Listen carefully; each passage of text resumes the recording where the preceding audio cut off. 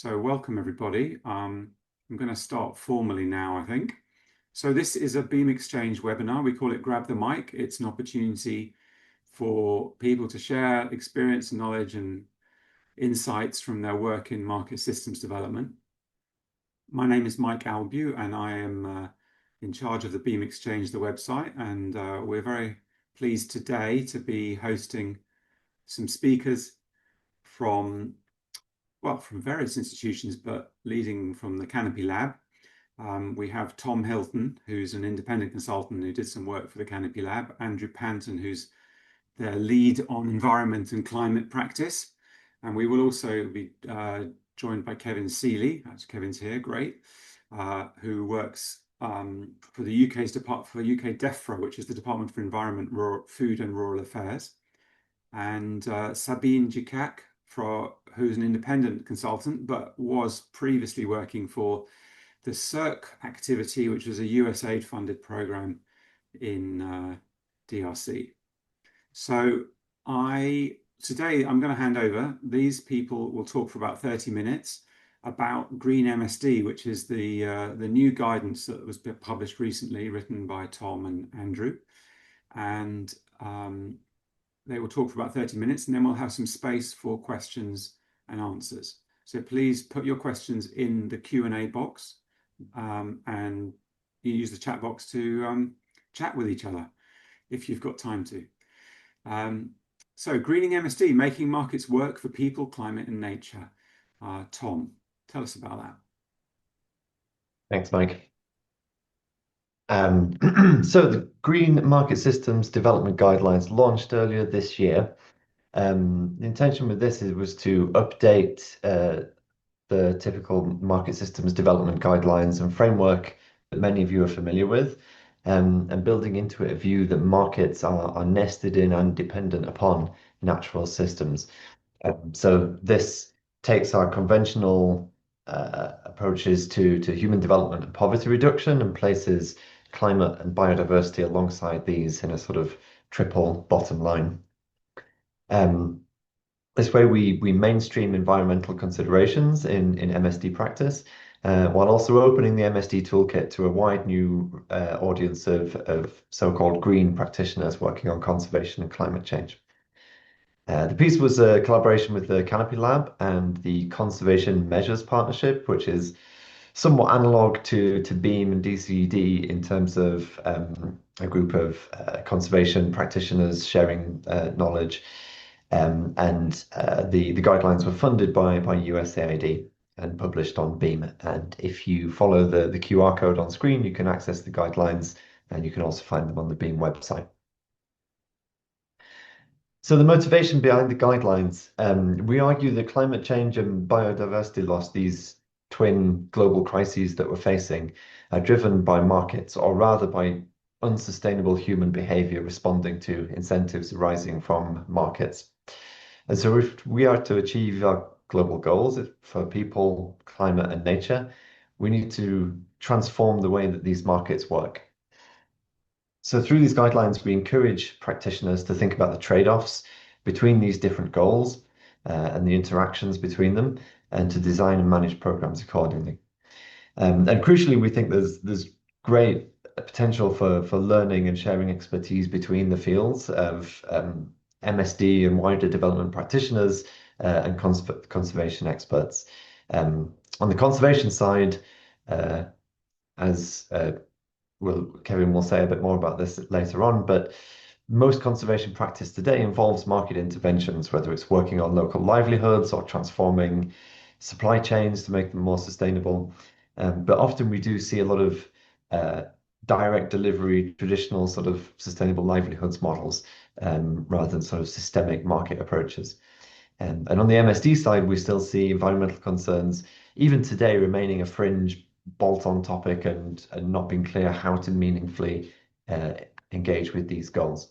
So we try to bring these all together through this sort of reconceptualization of MSD. And I'll hand over to Andrew to say more about what is actually in these guidelines. Thanks, Tom, and hello to everybody. It's great to see such a good turnout for this webinar. Thanks for making the time. So here we wanted, obviously, it's a long document, the guidelines, and I'm sure not everyone here has read them all, and we'd encourage you to do so. But wanted to give you a bit of a snapshot as to what they contain and what the kind of key features or key points of distinction that they contain from more conventional MSD. So on this slide, we've got basically a summary of what the guidelines contain. And you'll notice here on the left-hand side or right-hand side, whichever way you're looking at it, there's this diagram which basically explains that we structured the guidelines around a typical project cycle here. So looking at how do you think about these issues from when you're first scoping a project, so you're defining the broad project parameters like the objectives, the geographic focus, the budget, and the timeline, and then tracking that through to your assessment when you're looking at which market systems to work on, how do you select them and prioritize which market systems to work on. And then when you go into your actual deeper diagnosis of those market systems and you map them out and you identify constraints and underlying root causes. And then at the planning stage, what do you start to do about that? How do you design interventions and your theories of change, taking into account all these, the different goals and different impacts that these programs have. And then in the guidelines, in version 1 of the guidelines is now published, we've focused on those stages of the project cycle. And we have the intention, and we'd love to make a call out to any funders interested on this call. We'd love to develop guidelines for the second part of the equation when you're looking at how do you actually implement these projects and thinking about measurements and monitoring, evaluation and learning, and also kind of more the nitty-gritty about managing these projects, thinking about the team and the skills you need to manage them. How do you manage procurement around MSD projects, and particularly when you're taking into account environmental factors as well. And so in the guidelines, we present this, we walk through them, these different stages of the project cycle. And then we've got a second half where we're looking at how you'd apply these to some different hypothetical examples. And we used honey, coffee, and charcoal market systems as examples to walk through. And for the real geeks out there, there's a dedicated annex at the end of the guidelines specifically for conservation practitioners to show you how you would apply market systems development thinking using the conservation standards, which, as Tom mentioned, is produced by Conservation Measures Partnership and is really kind of seen as one of the gold standards in terms of conservation project design and implementation. And that's another point that we want to really emphasize here, is that we're not reinventing the wheel here. We're building on these existing frameworks and practices like the M4P operational guide and the conservation standards, really trying to bridge these two worlds and pollinate learning between the two of them. So if we can go to the next slide. So here on this slide, we've got the conceptual framework that's kind of at the heart of the whole document and which plays out through the rest of the document. And to a lot of you, this will be familiar. Those who are coming from an MSD background, this is modeled on the donut, as a lot of people like to affectionately call it, which is a way of conceptualizing markets as complex systems in which you have a core market of transactions where you have your target group, the people you're trying to benefit through your projects, and they interact through economic transactions with other market actors. So if you're looking at coffee as an example, you'd have coffee farmers, they might be a target group, and they're interacting in wider markets with the initial traders, exporters, and then eventually the product is going down to the final consumers. And the whole kind of crux of market systems thinking is that those transactions are embedded in a wider system. And that typically we would group the components of that system into supporting functions, so things like infrastructure or finance or insurance or technology that enable those transactions to happen. And also the rules of the game, the rules and norms that dictate how those transactions happen. And often, when you're characterizing these and diagnosing market systems, a lot of these are unfavorable to the target group that you're looking at and marginalize them or exclude them from free and equitable participation in market systems. And so we're taking that as the starting point here and saying that while this model is a really helpful framing, it's missing out a really important part of the equation, which is that, as Tom alluded to earlier, market systems are also embedded in natural systems, and that we need to reflect that in our thinking. And that's why we've introduced this kind of third spoke of the third segment of the wheel here of environmental conditions, which recognizes that there are also really important environmental conditions that are necessary for those market systems and those market transactions to occur. So if you take an agricultural sector like coffee, the very viability of coffee depends on things like rainfall, on good quality soil, on the presence of pollinators, on certain temperature conditions, which are really important things for us to explicitly acknowledge and to factor into our thinking. The other kind of new dimension or element that we've made explicit in the framework is thinking about these different goals and different potential impacts that markets have.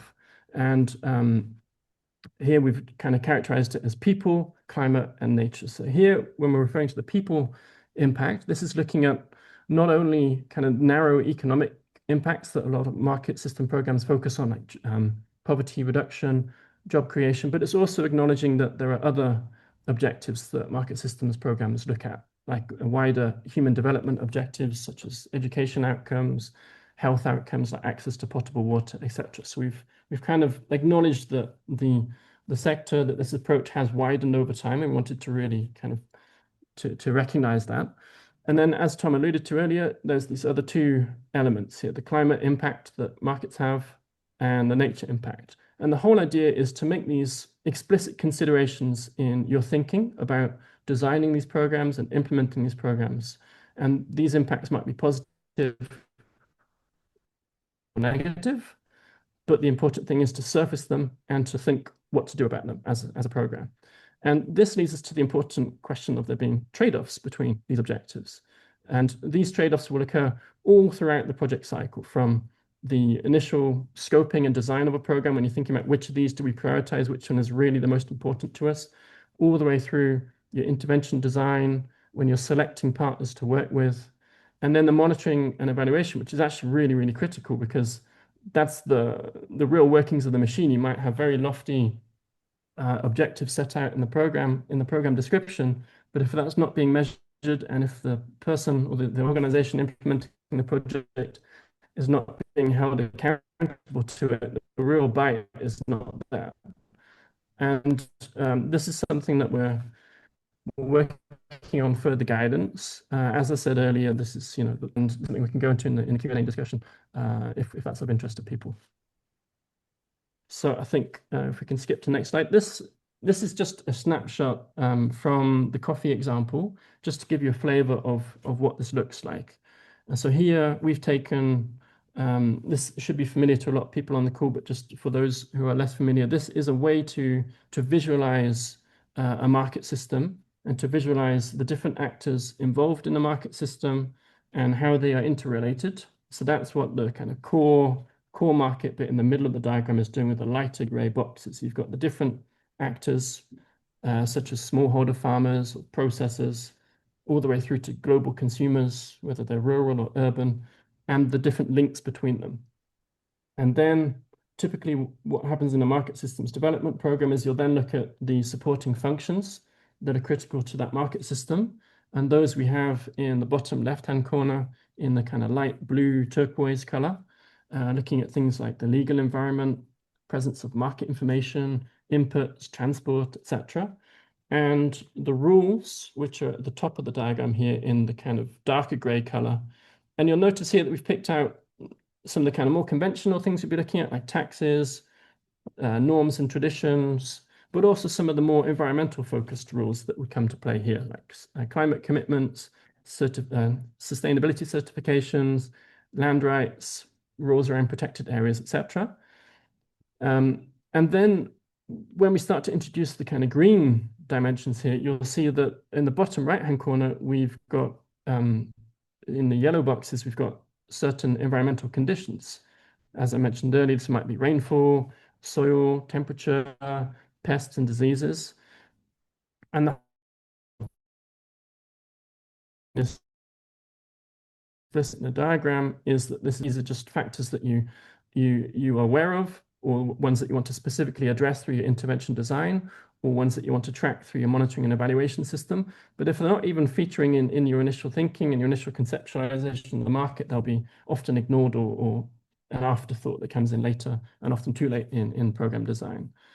And then the other kind of novelty in the approach here is that we've got these other dimensions layered on top of this market system map here.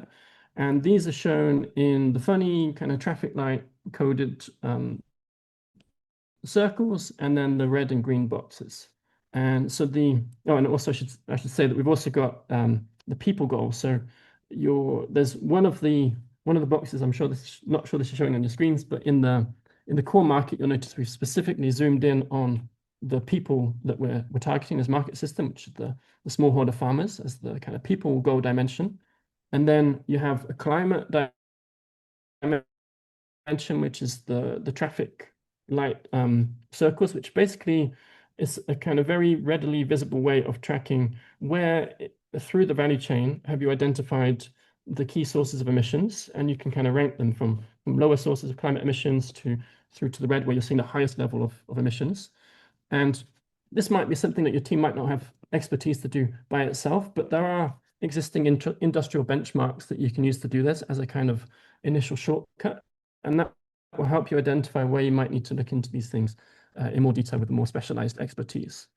And then lastly, we've got these kind of red and green boxes, which is the kind of nature layering in the equation.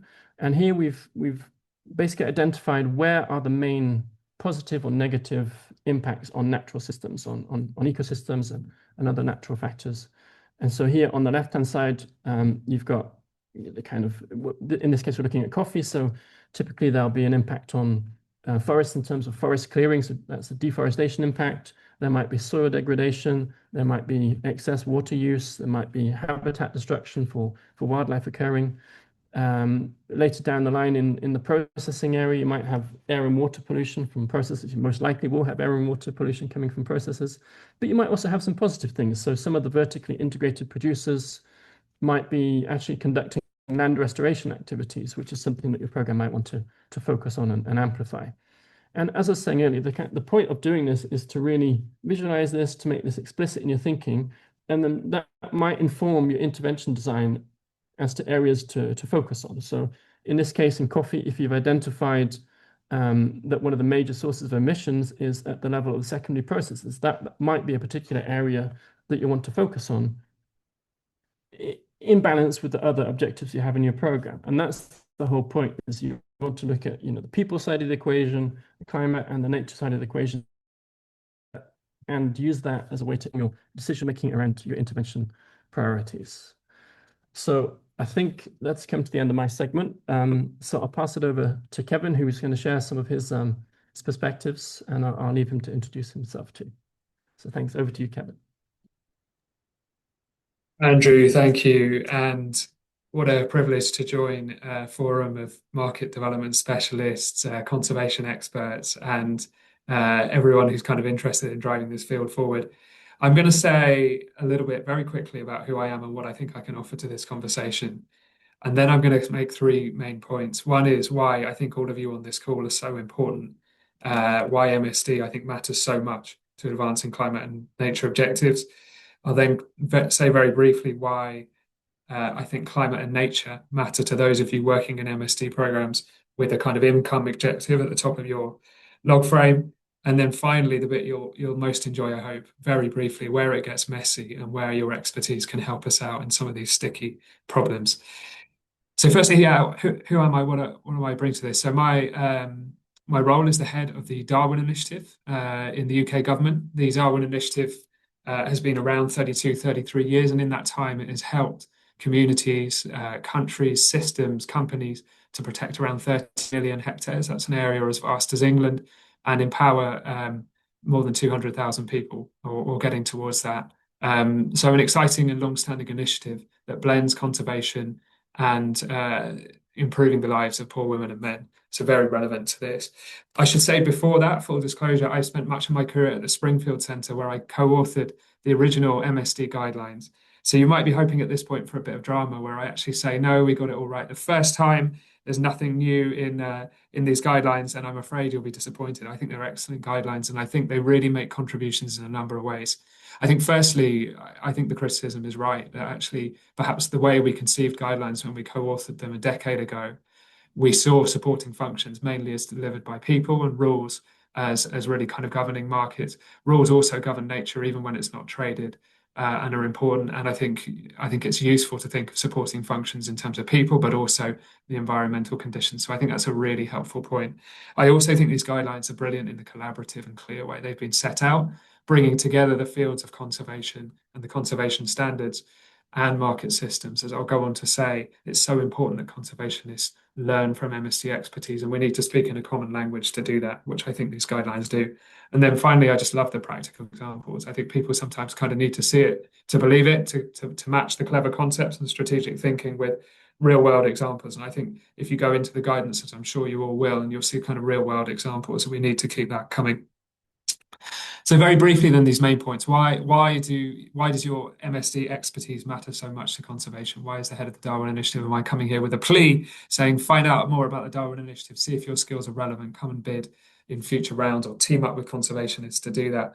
Well, really, I think in brief, it's because markets and people matter to conservation. As Andrew said earlier, this has been a big realization in conservation. We moved so far from the days when we were trying to keep people out of the most biodiverse areas to understanding that not only do people have a right, they may have lived in those areas, they coexist, they sustainably use the resources, but also often the tensions between people and nature. Only by resolving those, getting people to consume sustainably, are we going to protect nature for the long term. And that means we need to work through markets. So markets and incomes are absolutely critical to the challenges we're trying to solve.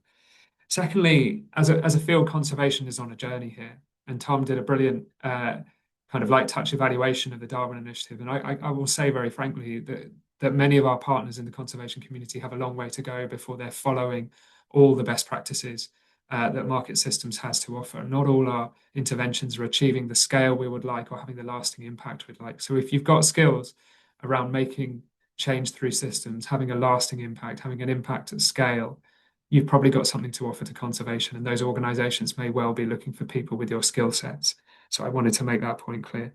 And then finally, we know it works. Where we have got things in our portfolio that are really exciting, whether that's models to protect forests in Bolivia, whether that's models to protect the sustainable use of endangered species in the mountains in Nepal, or just in the UK, our experience funding conservation from the revenues of house building through biodiversity net gain. Definitely one to Google if you're interested in kind of big scale systemic change. Or how we're restoring our nature using reforms to our farming subsidies, farmers actually investing in the restoration of nature at scale whilst getting resilience in their incomes. If you speak to farmers in the UK, those environmental payments are so important at the moment. And then, in the marine areas, fisher folk kind of setting aside seasonal closures so that fish stocks can recover and that they can hand on their trade, their craft to future generations. Markets are so critical to conservation success, and people who derive their incomes from nature are so critical.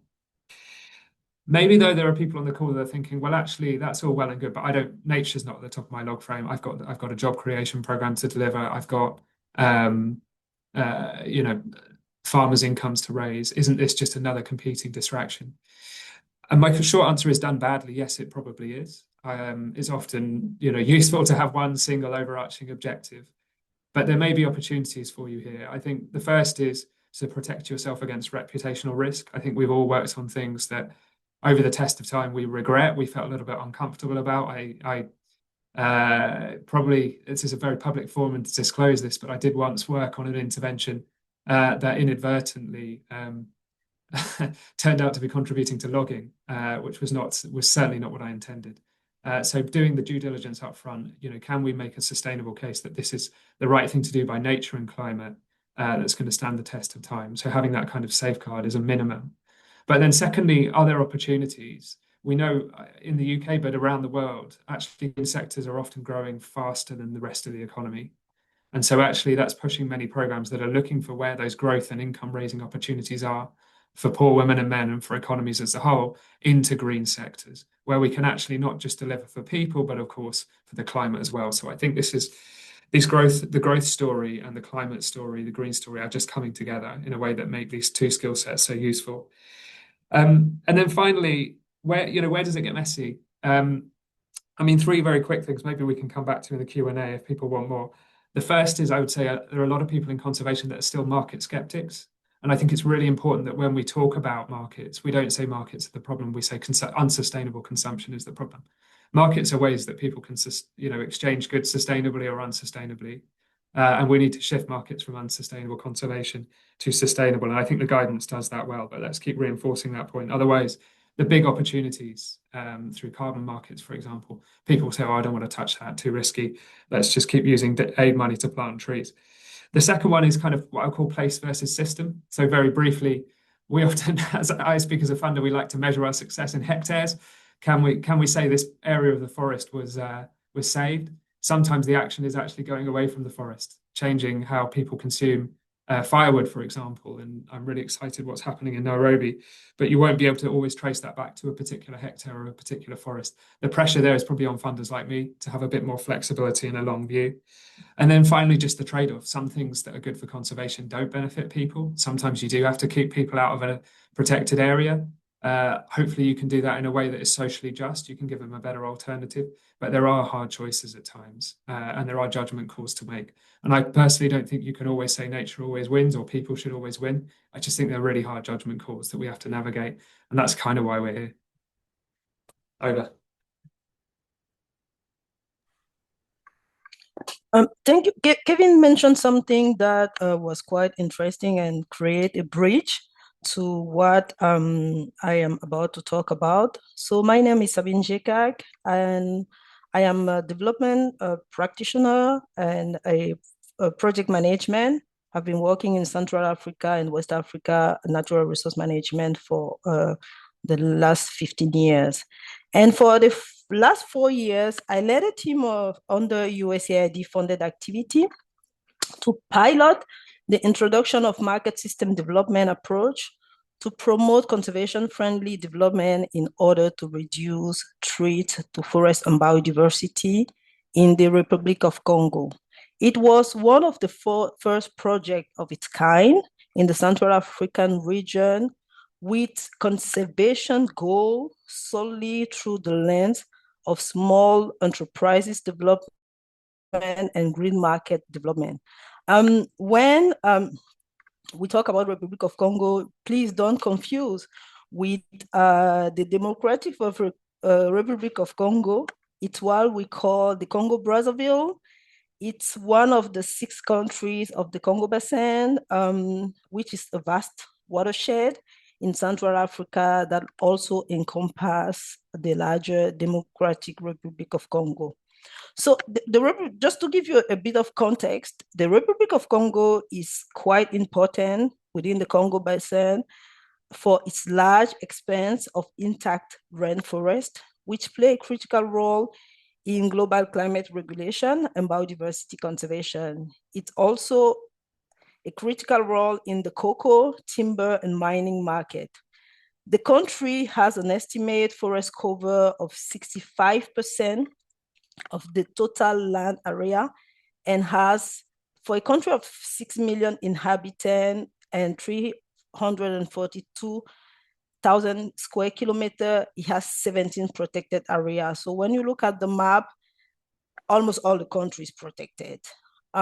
So for over 2 decades, there were various donor and development partners, including USAID, the French Development Agency, and other private donors who supported the Congo Basin forest protection, but they always struggle to achieve impact that outpace and reverse the damage to forest ecosystem and biodiversity. So with the conservation through economic empowerment in the Republic of Congo, the CEERC project, the assumption was that to achieve long-term conservation goal is to ensure that people, both community, local authority, economic stakeholder, will change their behavior when they actually understand, but also gain benefit from protecting the forest resource, and when all the barrier will be removed.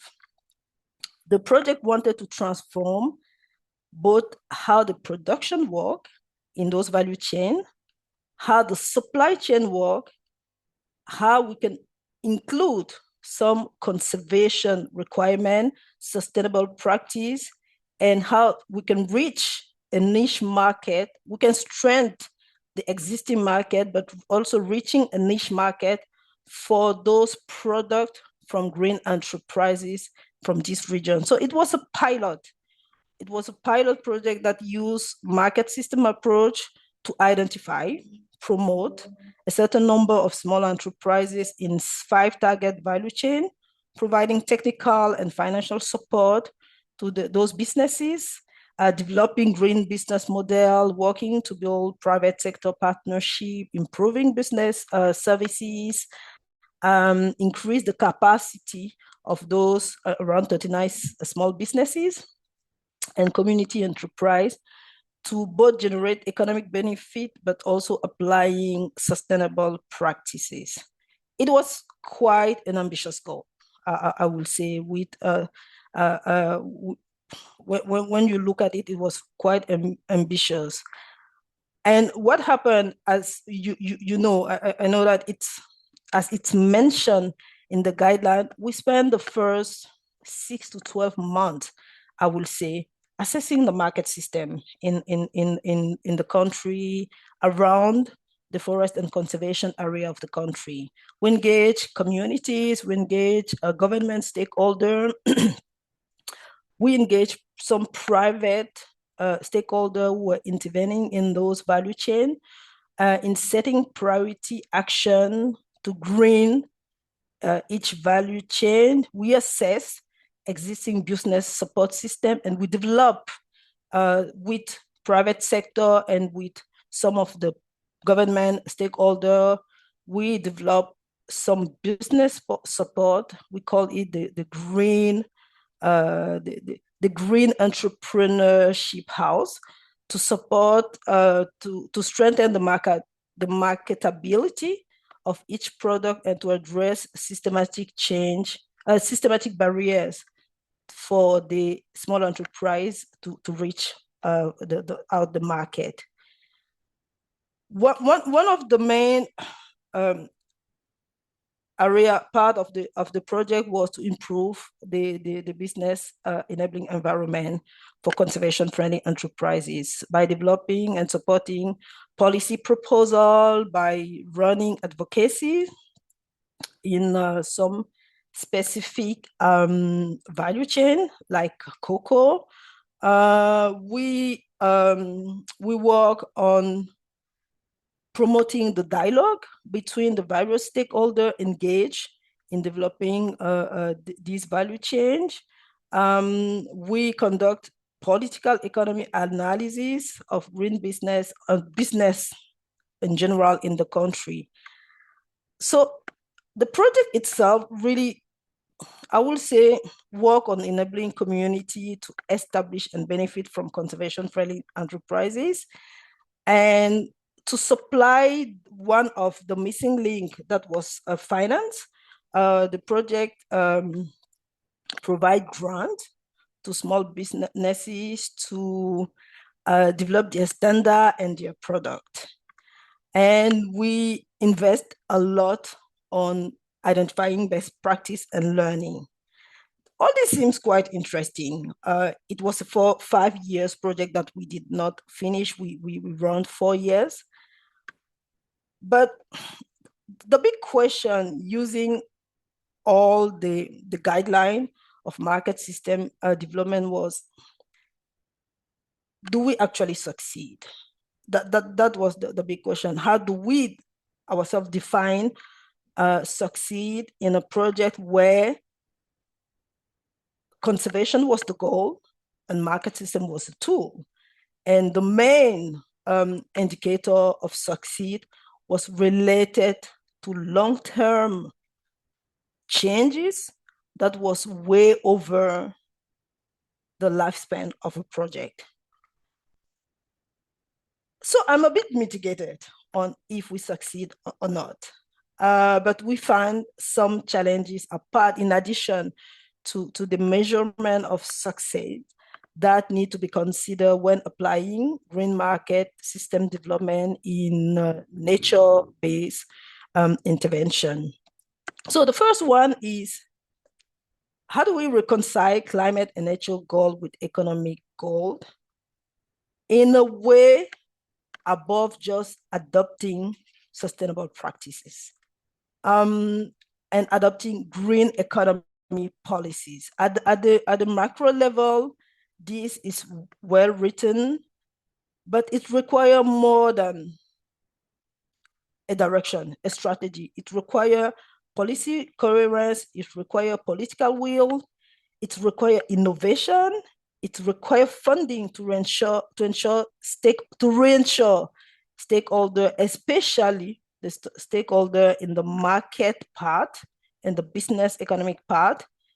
And it needs a new valuation system that look beyond traditional market or conservation measure. Nature-based actor, either we talk about stakeholder in conservation or the forest protection stakeholder, they intervene in the market to address threat to climate and nature and promote sustainable livelihood. They are not very focused on business development.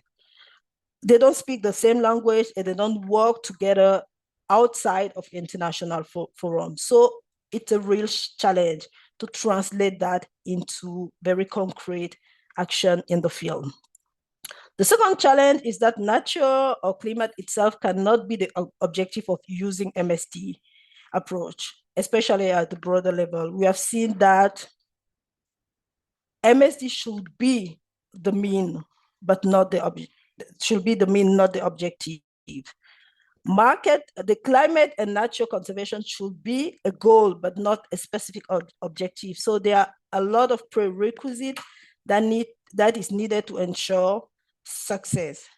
The third lesson learned or challenge is implementing an approach without the right political will, expertise, or the right tools.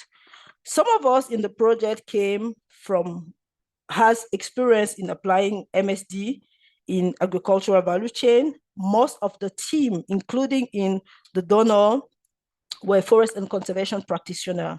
So it's the reason why the guide is quite useful to have all the tools in the same area to support and to guide the professional from both sectors. So over to you, Mike. Thank you, Sabine. I think are we going back to you, Tom, for a wrap up? Yeah, just Sabine, real by the quick. way, sincere apologies for introducing you from DRC instead of from the Congo. Sorry, Sabine. Thank you, Sabine and Kevin, for those. I'll just say a couple of final words so we can do some Q&A. But lessons so far on how to take a new approach forwards and apply it. I think Kevin mentioned finding a common language and getting these two fields to speak to one another, and being careful how we talk about markets in particular. It's often seen as a dirty word, particularly in conservation. We also see it in conservation and climate change work. A lot of people are already taking very sophisticated systemic approaches, even if they're not calling it MSD or they're not familiar with MSD. So MSD by any other name, we can learn a lot from these people. We also need to move away from siloed conservation and development programming to more integrated funding models that target both goals, so that it's not just seen as sort of bolt-on considerations on either side, but it's properly integrated. We know as MSD practitioners, we need to strengthen the way that we engage with rules of the system. These are extremely important, particularly in an environmental context. And bridging those knowledge and skills gaps, helping conservation folks who are often from natural science backgrounds to think about business, finance, and helping MSD practitioners to think about climate and environment by bringing those skills together. And so next steps, we're currently testing out the guidelines already and developing additional guidance on various topics. And we're looking for people who would be interested in collaborating or funding further work on piloting projects, developing case studies. We're hoping to run some green MSD clinics where we work to build capacity and test this out in the field, running training courses and developing a community practice that bridges the Beam Exchange and the Conservation Measures Partnership. So if you're interested in working with us, please do reach out to Andrew or myself. And with that, I will hand back to Mike and we can get into some questions. That's great. Thank you, Tom. Thank you, all of you. We haven't got a lot of time left for questions, so I'm going to rush straight in. Please put any questions you have in the Q&A box. But in the meantime, just to get us rolling, I've got a question that was posed actually earlier on during the registration process by Daniel Matoke from WUSC, World University Service. And Andrew, perhaps you could let us know, does this framework aim to address climate change, biodiversity loss, and poverty reduction in tandem? And in practice, how does the framework help practitioners through the inevitable trade-offs that emerge, for example, when a rapid poverty reduction intervention might lead to increases in near-term resource consumption, or when a conservation measure might restrict the market access of a vulnerable community? Thanks, Mike. Thanks for the question, Daniel. I would say, so first of all, to the guidelines themselves, this is an area where we touched upon, and we're very conscious that we need to build out further guidance on that, and that's something we're already working on. We're looking to publish something in the coming weeks and months on that very topic. I would just kind of share, and I think Sabine and Kevin also spoke really well to this, so I'll invite them to come in. But I think it's important to make one of the kind of let me frame this. I think the starting point for us in developing this guidelines was exactly a recognition that these trade-offs were often occurring across programs, and Kevin gave us an example of one from his own experience, without people knowing about it, without people consciously taking a decision about these trade-offs and making an informed decision about them at the level of designing their program, at the level of doing their analysis, and even, in that example Kevin was sharing, at the level of a particular intervention. There might have been an unintended consequence because of the way it was designed and because the monitoring system wasn't necessarily set up to track that. And so the whole point is to surface all of this at the beginning of the process and to start thinking about it and to think about how it applies at different levels. And I think, just to kind of share a bit of the thinking we're doing, one really important bit is to see the link. So when you're doing a program design and you're with all good intentions, you're looking to design a program that satisfies both economic development objectives and conservation objectives. If you don't bed that into your results framework, your log frame, in a way that is achievable, that is measurable, it's meaningless, essentially. And Sabine gave us a good example from her program where the longer term objectives were far beyond the lifetime of the program, and that doesn't give them any kind of shorter term goals to think about and to navigate those trade-offs around. Whereas if that had been baked into the program design and the log frame, where they had specific indicators that help them to see the prioritization of those different objectives, then they'd be, have much a clearer kind of pathway on which to implement the program. And from my own experience, I've worked on numerous programs. One that comes to mind is one in the DRC, not Republic of Congo this time, but in the Democratic Republic of Congo, where we were doing, our log frame was entirely around economic development, around impact on incomes, essentially trying to improve the kind of marginal income gains for communities. And that was leading us to do things, working with the big agricultural suppliers on fertilizer distribution. And we were not tracking the long-term impact that was having on soil health for those communities and the kind of long-term impact that would have on the viability of their very livelihood. And that's a huge trade-off that we just weren't tracking. Okay, we had some environmental checklists to kind of tick off when we're doing intervention design. It was never up front and center in our thinking. And so that's the point. I don't think we'll ever find a solution to these trade-offs. There will never be an ideal world where we can achieve all of these in perfect harmony. But at least by bringing up those complex decisions to the front of the process, we can make a much more informed and balanced decision about them and justify that and being clear about the sacrifices we're making. So yeah, I hope that's answered the question, but I'll open it up to Sabine and Kevin or anyone else if they want to come in too. Thank you, Andrew. Kevin, would you like to add something to that? Briefly, yeah, I think you're absolutely right, Andrew. And to put how I think about how you navigate those trade-offs in a really kind of clear 3 steps. I think the first thing is to set your own risk appetite. So what trade-offs are we prepared to accept? What do we think are reputationally okay? Noting that probably risk appetite for environment and climate abuses has fallen substantially. You're not going to probably get away with, promoting a pollinator killing pesticide or just planting monoculture eucalyptus if it's an invasive species and so on. So set your risk appetite. Check. The second thing, as Andrew said, surface those risks that are actually occurring and say to yourself, are they in risk appetite?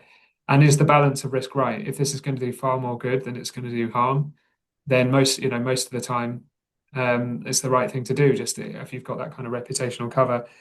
And then thirdly, think, is there an opportunity? There's not always a win-win, but actually, if you've got those, if you can solve a people problem and a nature problem, you've got an awesome kind of story to tell on co-benefits. And that's increasingly where conservation programs are going, saying we've got these twin objectives, but we're really only interested in projects that are solving the tensions. That's kind of the point of our funding. That's what excites us.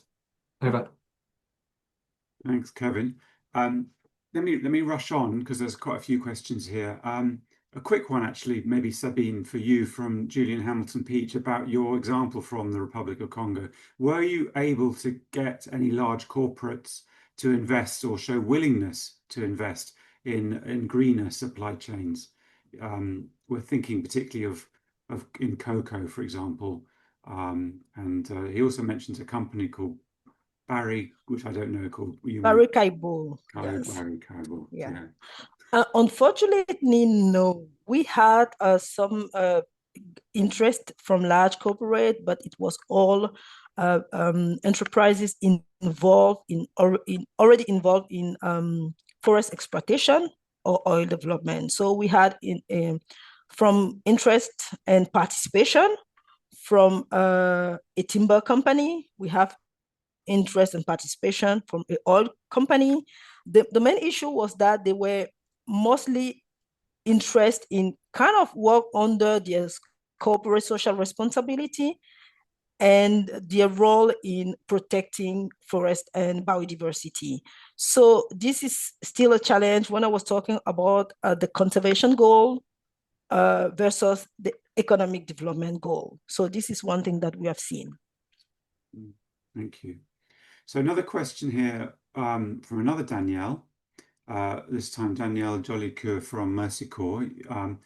And I think, Danielle, you're asking whether, well, two questions. Let's begin with the first one. A bit of clarification about the framework. Is the primary focus on ensuring that MSD approaches are more aware of and help with mitigation? Or does it also hold for adaptation objectives in mind? Yeah, let me take this.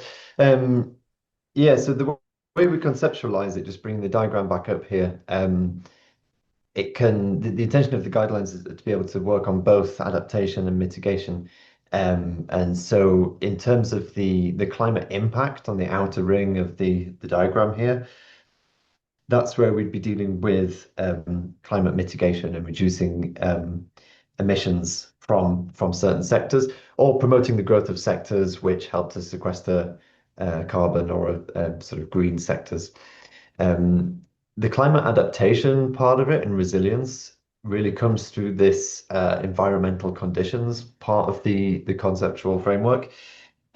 So this is where, in a farming context, say you might be struggling with deteriorating environmental conditions where you have less rain, increased drought, and so you're building resilience to changes in those environmental conditions. And then you get different cases where markets are having an effect on their own supporting conditions, environmental conditions, by, overly extractive resource use. But sometimes a lot of producers are just vulnerable to changes in environmental conditions that are beyond their control. So there are various routes through which we try to tackle this. And then the question has also come up about, just transition, and we were presenting on this at a conference recently. And that's where this integrated approach and looking at these trade-offs comes in, because then anything that you propose to do about the climate impacts of a market or building resilience to environmental conditions, you need to be thinking about how that then feeds back and interacts with the people impacts and who wins and loses from climate action. So hopefully that answers the first part of your question on that. You have a second part there on how assessments can consider future climate scenarios.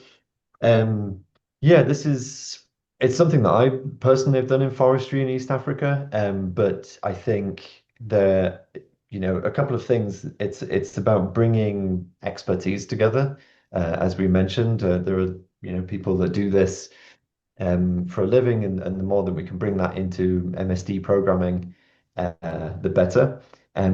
But it's also about, making data sets more accessible and improving data sets that allow this to be more accessibly done, so that, programs don't have to do all this research from scratch. They can use secondary data that says, okay, what does forestry look like in East Africa in 30, 50 years time, under changing climate conditions. So yeah, about bringing people together and bringing data sets into use. I hope that answers your question. Thanks, Tom. Might throw another one at you now, actually, which came earlier. How widespread is systems thinking within the environmental community, the conservation community, and how effective have these approaches been to date? Any lessons we can apply from agricultural MSD to the environmental space? I know there are some people here who are kind of fairly new to MSD. I've seen in the chat. So it's interesting to know whether you think what the appetite is for this and how we might do something about, if you like, promoting this guidance in the community. It's a great question, and any conservation folks here will know that, like, people working on climate and environment conservation are very much used to thinking in systems. It's ecosystems, earth systems, climate models. Where complex systems thinking is not the novelty of MSD here. And in fact, as MSD practitioners, I think we'd have to hold our hands up and say often we're guilty of talking about complex systems when in practice we just mean, involving more people in the value chain and thinking beyond primary producers. And we're not really grappling with complexity in terms of the feedback loops and other features of complexity. So if anything, I think MSD folks can learn from the way that people working on climate and conservation think in terms of complex systems. You also have, from a sort of academic scientific standpoint, a lot of this exists already in the literature in conservation, whether it's, Elinor Ostrom's work on social ecological systems and coupled human natural systems. So we bore a lot of those theoretical foundations in mind coming up with this, of saying, well, how do you operationalize this in a project setting on a limited budget? So all of that is to say, I think these folks do think in systems. A lot of people are taking smart systemic approaches already, but just don't, not calling it MSD for obvious reasons. And so it's bringing these people together to learn from one another to strengthen programming. Great. Thank you, Tom. By the way, some of these questions, we're not going to have time to cover all these questions, unfortunately, but there are a few that are being answered in the Q&A box itself. So if you do keep a lookout at what some of the answers that are being typed up and some of the links that are being provided there in the answers from the speakers we've already got here. So let me think. What would be a good question to move on to now? Several people have asked about indicators. I know that's a tricky one, but I think we need to address the problem here, because several people are asking about what are good indicators for tracking this kind of results. What can we do to, if you like, put this into practice? I can come in there, and I think Kevin will probably have some insight there. I would just say, similar to the point Tom was making, there's a whole other world out there of people who are already working on this. So it's more a case of how can we in MSD borrow that learning and use it and integrate it. And Sabine was working on a USAID program. There was a whole raft of USAID guidelines on standard environmental indicators and this kind of thing that Sabine was accountable for on that program, and that were used alongside economic development indicators on that program and others in the region. Speaking from UK programming, there's the International Climate Fund indicators, there's the Blue Planet Fund indicators that we can use, that we can draw upon. And most of the conservation organizations out there, like WWF, WCS, and all the others, are already using these indicators on a daily basis. So it's not like we're inventing something from scratch, but it's more about how can we use that, how can we select those appropriately, how can we measure them. That's a kind of cross-pollination between these different spheres that we really need to encourage. But I think I'll pass it over to Kevin there, because I think he's probably a lot wiser things to say on it than I do. There you go. I don't know wiser, but I've certainly got views. Let me just briefly come to that previous brilliant question. I wanted to say, in my experience talking to conservation experts, talking to market systems experts, however you see yourself, we want 95, 99% the same things. People want to make a big difference in their work. They want to make a lasting difference. They want to make a just difference that benefits those that most need our support, be they people, be they endangered species, be they climate vulnerable people, etc. Where if you're a market systems expert, I really want to encourage you, don't ask for permission to enter this space. You are needed, because yes, the environmental sector thinks about systems. Yes, there's a lot MSD can learn in terms of timeframes, in terms of how you do things in a nature positive way. At the same time, conservation is struggling with how do we make a lasting difference, particularly how do we, all the classic critiques of direct delivery, there's a lot of direct delivery going on, and the very same reasons why private sector development has moved away in most cases from direct delivery towards market systems approaches. Conservation is moving away from direct delivery, and they need your skill set. People need your expertise. So I would definitely, if you look up the conservation people on LinkedIn or on this call and network, because those are skills that are going to be in demand. In terms of how we measure our success, very briefly, so the UK has a standard set of international climate finance indicators. I actually do think they're good. We publish them all on the internet, so if you search for that, we also publish all our methodologies. So there's stuff off the shelf you can use that's pretty transferable across countries. We use it in our global portfolio, and some of those are nature specific, some of them are more emissions focused. So there's something in there for everyone. Probably the one challenge you've got is often they focus on the nature ones focus on the place that you want to save. And as a systems thinker, you'll go where the problem is. So you might go into the cities where people are burning charcoal to protect the forest. So I do think it's always worth having a conversation with your funder if your diagnosis takes you away from the place you're trying to protect, and say, what's a pragmatic change that we can see within the time frame of this project? And how should we measure that? I think most funders will be flexible when there's a strong justification around indicators. Great. Thank you. Maybe if I can add very quickly, please, one thing that will be useful also to kind of frame more clearly for both the conservation and the nature-based stakeholder are very not only impact indicator. There are a lot of impact indicator. We measure on the long term. We don't measure on a short term. We need to work. There are already initiatives working on that, and it will be interesting for the practitioner to work together to develop very simple and short-term indicator for that. Thank you, Sabine. I'm afraid we are running out of time, or have run out of time, and I sense that there's a lot of enthusiasm here for this conversation to continue. I mean, Julian made it explicit in one of his questions. I can't obviously volunteer these speakers to make more time available at another occasion, but I'm sure we have your address, we have your email addresses.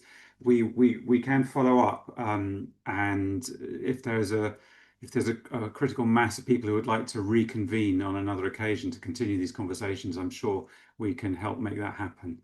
But otherwise, before you leave, I would really ask you please to give us some feedback on the webinar. We have a little link in the chat to our feedback form. Only take you a few seconds to fill it in, but it will give us a lot of help in our own indicators of whether we're being effective as the Beam Exchange.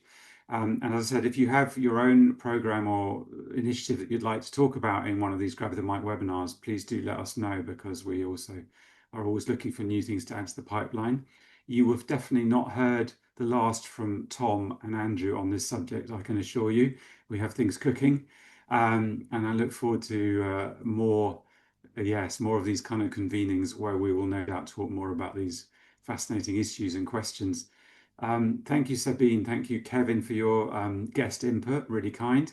Good to see you again. And thank you, Tom and Andrew, for putting forward this whole idea initially and making it happen. Yeah, but generally a very useful webinar, and thanks to everyone who's attended.